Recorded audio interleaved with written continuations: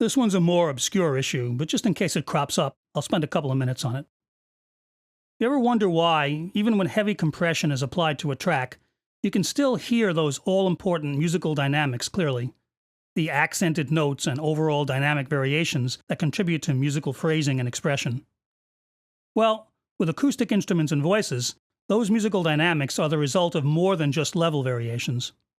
If simple volume variations were the only reason that accented notes and crescendos and such were perceived, then heavy compression that could drastically reduce the difference in level between, say, accented notes and other notes might strip away those variations, robbing the performance of much of the expressive quality the player or singer worked so hard to get just right. But with physical sound sources, the dynamic variations are more than just level differences. When a player or singer produces louder notes, besides the volume difference, there's also a tonal variation. Louder usually equals brighter, and the attacks of louder accented notes, at least with more percussive instruments, may also typically have sharper attack transients, the percussive thunks at the beginning of each note.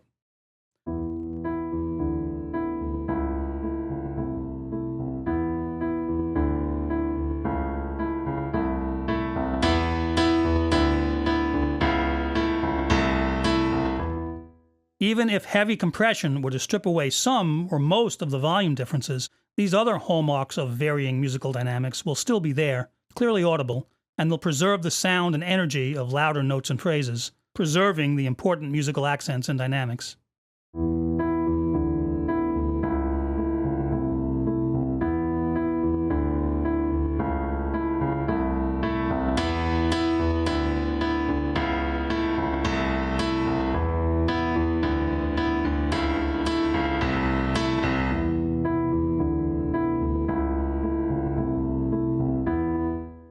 But if you apply heavy compression to an electronic sound or instrument, this may not always be the case. Now, the best sampled emulations of real instruments go to great lengths to include all these variations. When you play louder and softer, higher and lower MIDI note velocities, different sample layers are triggered, and each layer has captured not only the volume differences of the real instruments being played louder or softer, but the varying attacks and tonal qualities of louder and softer played notes as well.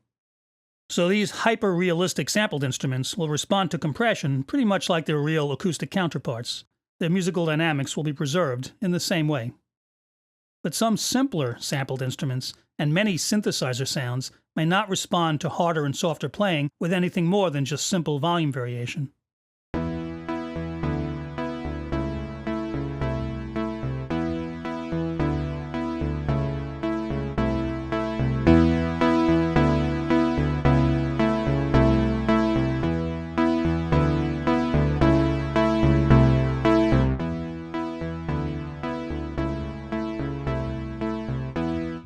Synth sounds especially don't necessarily need to vary attack and tone with louder and softer playing, since they're not trying to emulate a specific real instrument's actual acoustic response, and they sound just fine as they are. But a certain musical phrase or an arpeggiated or sequenced synth figure will still have, say, accented notes, purely volume accents, that contribute critically to the rhythmic figure and the musical phrasing.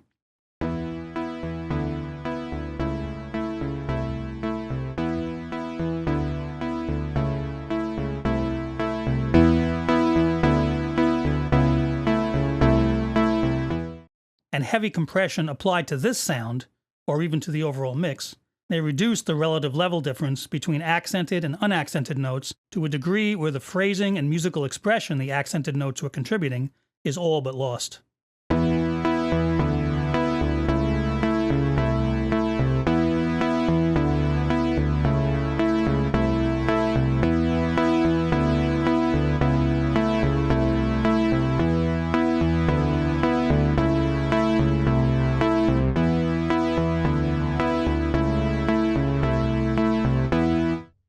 In these admittedly rare cases, there are two ways to go.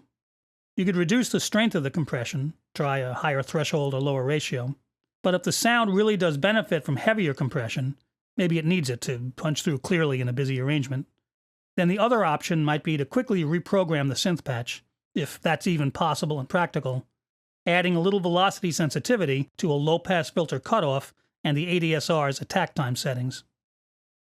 If done well, the synth's tone and response may be only slightly changed.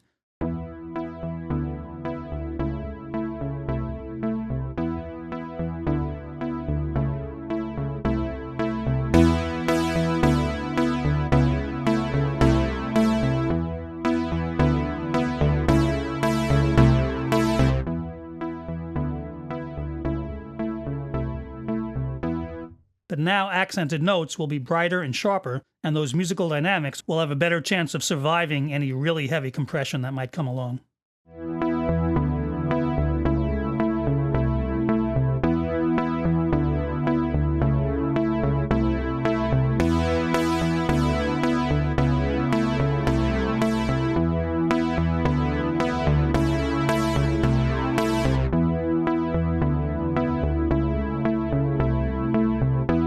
Like I said, this is a fairly obscure issue, but I've run into it now and again, so I figured it was worth a mention.